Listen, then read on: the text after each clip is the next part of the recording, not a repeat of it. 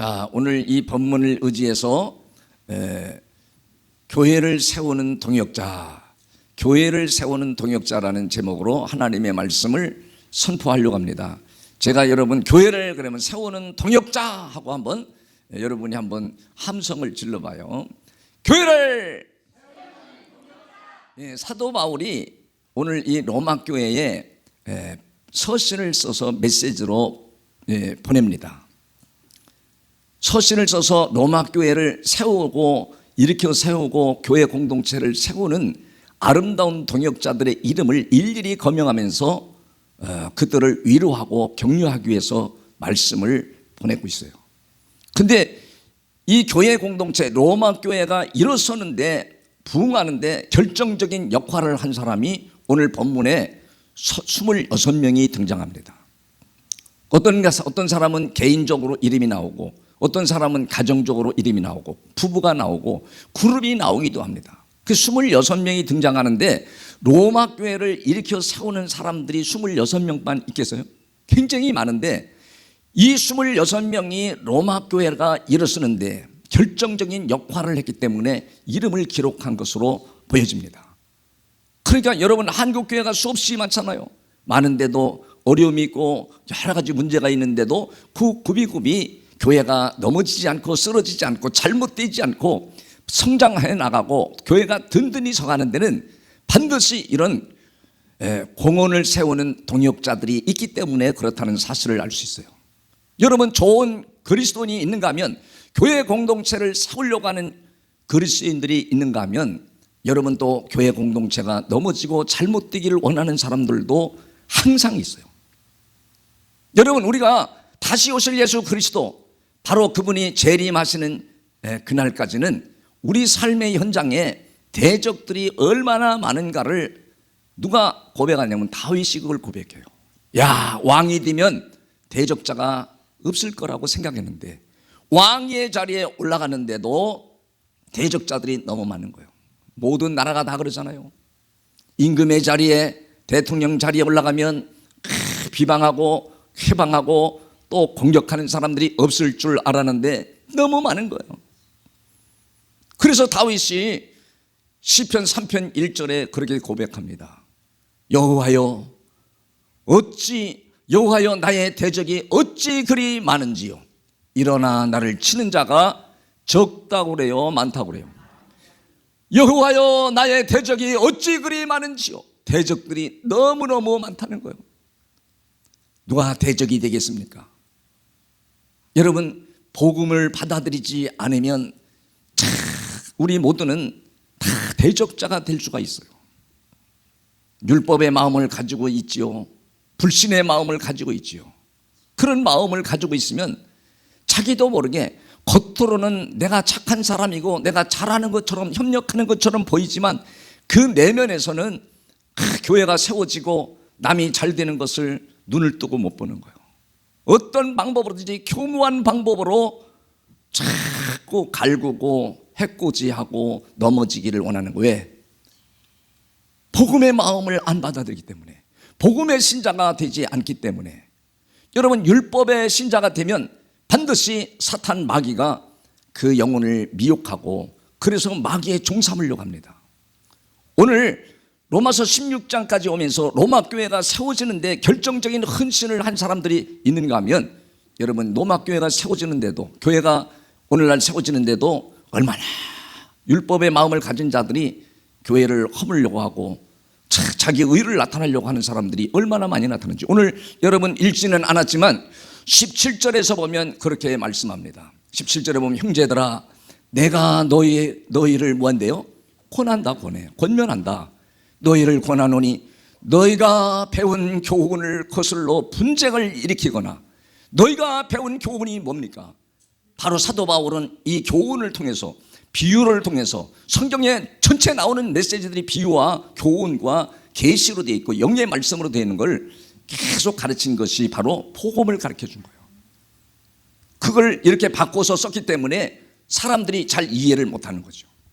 너희가 배운 교훈을 거슬러 배운 교훈을 복음을 받아들이지 않고 생명의 복음을 받아들이지 않으면 계속 교회 공동체 안에서도 로마 교회 안에서도 분쟁을 일으키더래. 분파를 일으키고 파벌을 일으키거나 또는 장애물을 놓대. 장애물에서 거치게 하는 자들을 살피고 거치는 장애물을 자꾸 놔서 여러분 그런 사람들을 잘 살피라는 건 조심하라는 거예요. 그런 사람들이 어떤 사람인지 여러분 복음을 들은 사람들은 여러분이 영으로 정신으로 믿음으로 금방 분별을 딱 하게 돼요. 놀랍습니다. 그래서 그런 사람들을 살피고 그들에게서 뭐라고 그러죠? 그러니 떠나라는 걸 멀리하라는 거예요. 멀리하라는 거예요.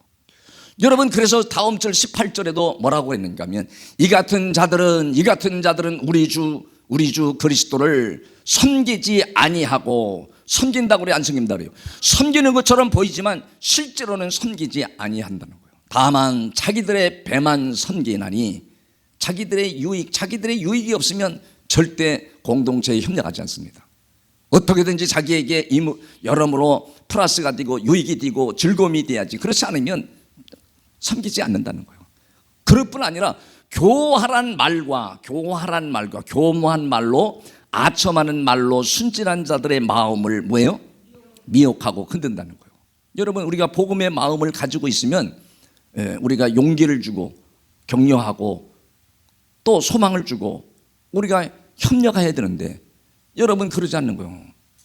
겉으로는 자기도 믿는 생활 잘한다고 하는데 속으로는 그런 마음이 없어. 그래서 사람을 자꾸 갈구고 더 사람을 힘들게 하고 사람을 지치게 하는 거예요.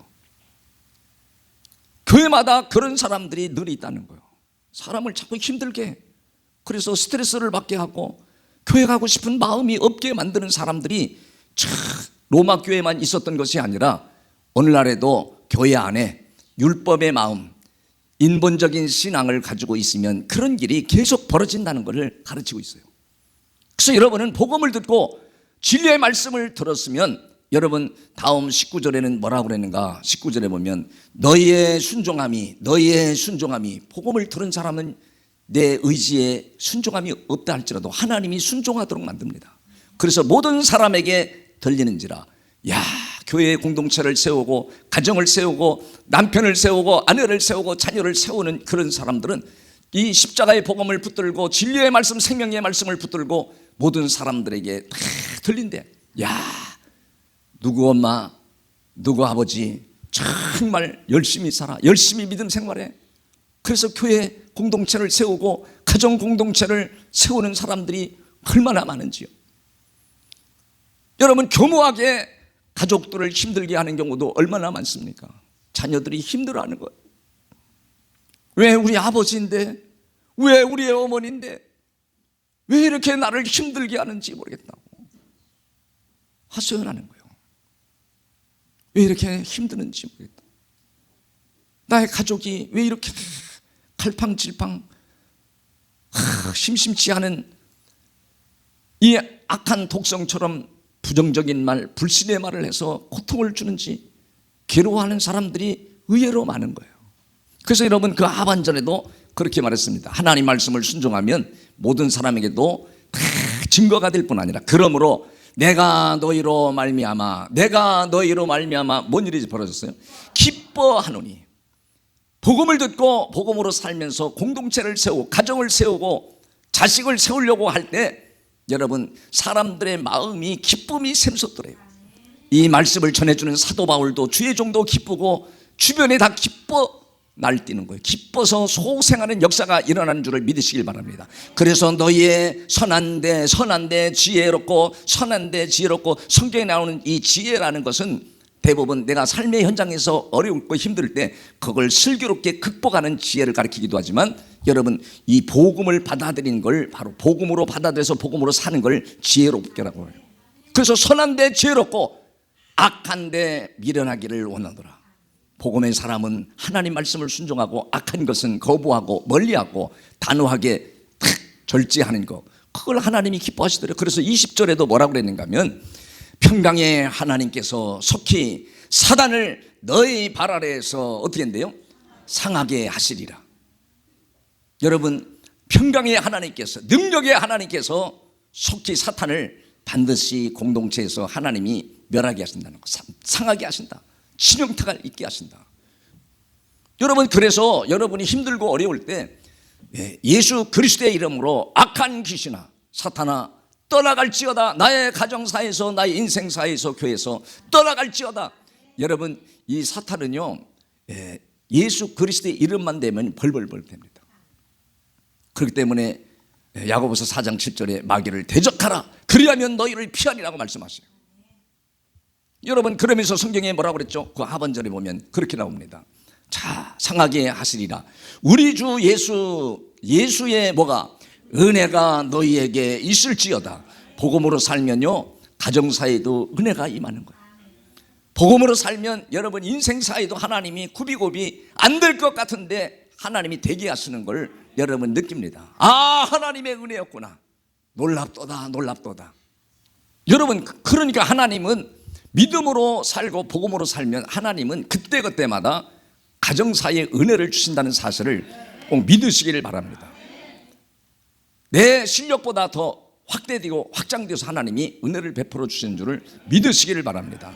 그런데 오늘 로마 교회를 세우는 일에, 사도 바울이 목회하는 일에 정말 잊을 수 없는 사람들이 있음을 사도 바울이 고백하는데 1절에서 보니까 뭐라고 고백하느냐면요, 1절에서 보니까 내가 겐그리아 교회 일꾼으로 있는 우리 자매 베베를 너희에게 추천하노니.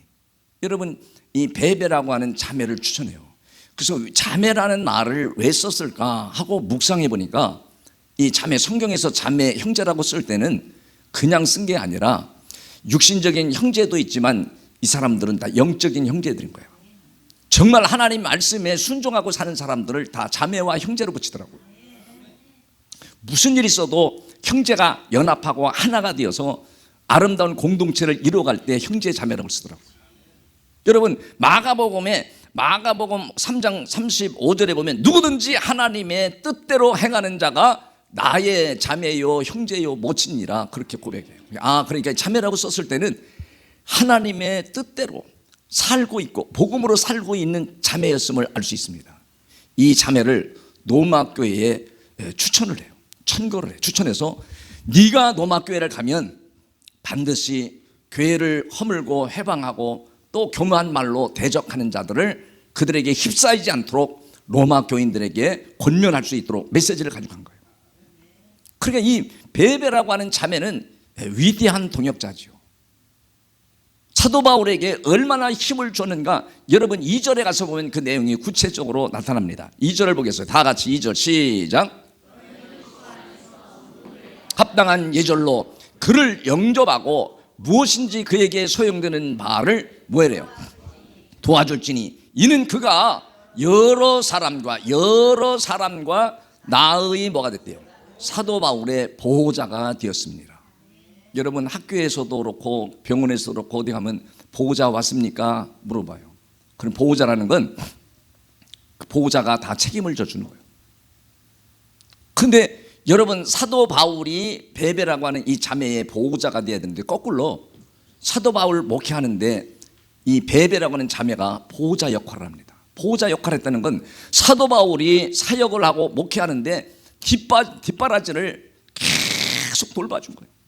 이 베베라고 하는 자매가 쫓아다니면서 사도 바울 목사예요. 힘들고 어려울 때도 옆에서 통역해주고 협력해주고 이런 일을 했기 때문에 이 베베 여집사를 로마교회에 보내면 로마교회가 견고하게 세워진다, 바로 세워진다는 걸 확신한 거예요. 베베 자매가 네가 가면 다 모든 일을 수습할 수 있다, 확신한 거예요. 왜? 자기의 힘들고 어려울 때 베베 여집사, 베베라고 하는 자매가 불신양면으로 헌신하고 도왔기 때문에. 그래서 여기에 동역자라는 게 나오는데 이 동역자 중에도 여러분 어렵고 힘들 때 목회자를 돕는 동역자, 또 교회 공동체를 세우기 위해서 헌신하는 동역자, 이런 동역자를 하나님이 그 이름을 올려서 오고 오는 세대에 길이길이 빛이 나게 하시고 그 인생을 하나님이 귀하게 사용하시는 것을 믿으시길 바랍니다. 여러분, 그러면서 3절 4절에 나타나는 말씀을 보면 거기에 브리스길라와 아굴라가 등장합니다. 3절에 보니까 그렇게 나왔어요. 너희는 그리스도 예수 안에서 나의 동역자들인 브리스가와 아굴라에게 문안하라. 부부거든요, 부부. 부인이 이름이 먼저 나와. 아굴라가 남자거든요. 근데 여집사가 사도 바울을 협력하는데 올바른 믿음, 올바른 이 신앙을 가지고 도는 일에 앞장서니까 남편도 적극적으로 협력한 거예요. 그러니까 남자들보다도 여자들이 중심이 얼마나 중요한가를 알 수 있어요. 대부분 남자가 아무리 끝발이 세고 힘이 세도 여자들의 그 입김과 중심에 의해서 남자들은 흔들립니다. 그 여자들은 똑바로 서 있으면 가정 공동체나 신앙 공동체나 자기의 믿음이 잘못되지 절대 않습니다. 그래서 아굴라가 사도 바울을 따라다니면서 이 고린도에서 사도 바울을 만나서 복음을 듣고 사도 바울을 통해 갔다. 이 사람이 직업은요, 오늘날 말하면 건축업자예요. 건축업자. 근데 건축업자인데 사도 바울을 옆에서 동역하고 평생 동역하고 협력하는 이 동역자가 되어서 섬기고 도울 때 하나님이 그 브리스길라와 아굴라가 하는 사업, 이 건설업, 건축업에 하나님 복을 줘버려요. 만약에 자기가 쫄딱 망하고 아무것도 없으면 사도 바울을 돕고 밀어줄래야 밀어줄 수가 없어. 그러니 사도 바울 곁에서 협력해주고 마음을 주고 도와주니까 하나님이 자기 하는 사업은 저절로 되게 합니다. 여러분, 그래서 4절에 그렇게 나와요. 4절에 보면 뭐라고 나와 있는가? 4절을 보겠어요. 그들은 이 아굴라의 부부, 이 가정은 내 목숨을 위하여 자기들의 목까지도 내놓았나니 나뿐 아니라 이방인의 모든 교회도 그들에게 뭐 한다고 그래요? 감사하느니라. 목까지도 내놓고 목숨을 바쳐서 사도 바울의 사역하는 일을 섬기고 도왔다는 거예요. 이런 사람을 하나님은요 그냥 놔두지 않습니다. 빌립보서 4장 3절에도 하나님 이 동역하는 동역자들을 돕는 사람에게는 그 이름이 생명책에 기록이 되어 있다고 분명히 말씀해요. 율법이라는 게 얼마나 마귀가 미혹하게 만들어서 교회를 허물고 교무하게 하는 거죠. 자기는 안 오는데 자기는 교회에 충성하고 있대. 그래서 여러분, 내가 정말 충성하는 사람인지, 내가 진정으로 교회 공동체를 세우고 목회자와 아름다운 협력을 하면서 믿음으로 나아가는지는, 여러분, 두 번째는 바로 전도, 선교의 동역자입니다. 전도와 선교의 동역자는 절대 잘못되지 않는다는 거예요. 절대 잘못될 수가 없다는 거예요. 그래서 오늘 이 컬럼에도 제가 바쁜 중에도 컬럼을 이렇게 써서 쭉 놨는데, 거기에 중간에 보면 파란 글씨로 고린도전서 1장 21절에 보면 하나님의 지혜에 있어서는 이 세상에 자기 지혜로 하나님을 알 수가 없다는 거예요. 자기가 아무리 많이 배우고 성경을 연구하고 학문이 뛰어나고 높은 자리에 올라가 있다 할지라도 하나님을 알 수가 없다는 거예요. 그렇기 때문에 성경은 뭐라고 그러죠? 하나님께서 전도에 미련한 것으로, 전도하는 것은 사람들이 보기에 미련한 짓이에요. 하찮은 짓이라는 거예요. 그러니까 사람들이 전도해요 안 하는 거예요. 전도는 미련한 것이니까. 그러니까 전도와 선교는 하나님께서 미련한 방법이지만 바로 이것이 믿는 자들을 구원시키는 역사가 될 뿐 아니라 하나님이 최고로 기뻐하시는 일이라는 거예요. 그래서 이 선교하는 게 얼마나 중요한지, 전도하는 게 얼마나 중요한지. 왜 그런가? 여러분이 선교하고 전도할 때 하나님은 바로 하늘의 복을 주십니다. 당신이 지금까지 내가 구원받았는지 안 받았는지 확신이 안 갈 때, 전도하고 선교할 때 구원의 확신이 내 심령 안에 들끓어 이르는 걸 하나님이 느끼게 하십니다. 그래서 전도하고 선교할 때 복음을 전하고 빛을 발해주고 신앙생활 할 수 있도록 잘 도와주는 사람은 자기의 신앙도 견고해지는 역사가 일어나는 줄을 믿으시길 바랍니다. 다 가족들이 다 견고해집니다. 그 사람이 어두움 속에서 방황하고 있을 때 그 사람에게 전도해서 복음을 듣게 해주고, 내가 복음을 못 전하면 교회에 나가봐라, 열매교회 나가봐라, 유튜브 들어봐라. 여러분, 그렇기 때문에 내가 전도하는 것은 하나님이 기뻐하시는 거고, 내 신앙을 견고케 만들고 나를 살게 하고 타인을 살게 하고 교회 공동체를 세우고 더 나가서 불평하고 원망하는 것이 사라져버립니다. 비판하고 정죄하는 게 사라져버립니다. 여러분 애를 낳아봐요. 애가 얼마나 귀여운지. 여러분 새 생명 영혼을 딱 들어오면요, 내가 그 영혼을 돌보고 이 영혼을 잘 가꿔줘야지, 이 영혼을 잘 키워줘야지, 오직 거기에만 눈이 열려가지고 하나님이 온갖 그에게 힘을 다 실어줍니다. 전도 안 하니까 불평거리가 생기고 원망거리가 생기고 교회에 안 좋은 본이 보이고, 예? 자기 자신에게는 더 부족한 점이 더 많아요. 영적으로나 육적으로나 더 부족한 점이 많은데 부족한 건 하나도 안 보이고 목사님이 잘못하는 것만 눈에 띄는 게 얼마나 많은지 아십니까? 자기보다 더 훨씬 더 앞서갑니다, 영적으로. 그런데도 목사님의 허물이 보이는 거예요. 그게 마귀가 그렇게 하는 거죠. 그래서 자기 자신을 침몰시키고 침체하게 만들고 말씀을 못 듣게 하고, 여러분 40분 25분 말씀을 증거하는 중에 정말 주옥 같은 말씀이, 유튜브에도 전해주는 말씀이 주옥 같은 말씀이 수없이 많은데도 하나 안 잡습니다. 다 강물이 흘러가는 것처럼 흘려버리지. 그리고 자기는 뭘 말, 율법만 붙들고 그게 옳다라고 생각하고 달려가는 사람도 많아요. 또 전도하는 일에 앞장서시기를 주의 이름으로 축복합니다. 여러분 잠언 11장 24절에 그렇게 말합니다. 흩어 구제하여도 부하게 되는 일이 있나니 과도히 아껴도 가난하게 될 뿐이라. 구제를 좋아하는 자에게는 풍족하여지고, 여러분 여기 구제라는 게 뭐 남에게 쌀 사주고 뭐 먹을 거 사주고 물질 도와주는 걸 구제라고, 일반적으로는 그걸 구제라고 그러죠. 근데 성경에서 영적인 구제는 바로 전도하는 걸 말해요. 복음을 전해주는 거. 그거 진정한 구제로 보는 거예요. 그래서 구제하고 이 전도하고 영혼을 살리는 일에 힘쓰는 자는 하나님이 반드시 풍족하여질 것이요, 밖까지 은사를 하나님 다 주십니다. 더 나가서 남을 윤택하게 하는 자는 자기도 윤택하여질지니라. 여러분 잠언 11장 25절에 정확히 말합니다. 그래서 여러분이 금년 한 해 영혼을 살리는 일에 매진하면 하나님이 알아서 여러분의 가는 길을 다 책임지시고 하나님이 인도하시고 축복하시고 영원한 영생 천국에 들어가는 믿음의 주인공이 다 될 줄을 믿습니다.